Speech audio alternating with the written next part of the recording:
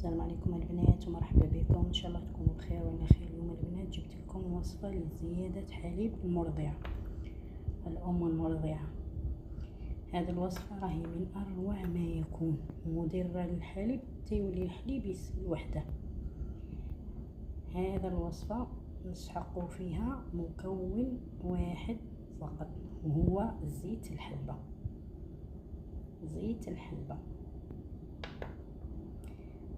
نديرو ملعقه صغيره في فنجان قهوه الصباح وملعقه صغيره في فنجان قهوه عشيه ونشربوهم. واذا شتي الحليب فرفيت تحبسي ديري غير الصباح، واذا شفتيه بزاف ولا يسيل غير وحده تحبسيها كامل. راهي من اروع ما يكون، مجربه، كاع اللي داروها رحموا لي على والديا. راهي وصفه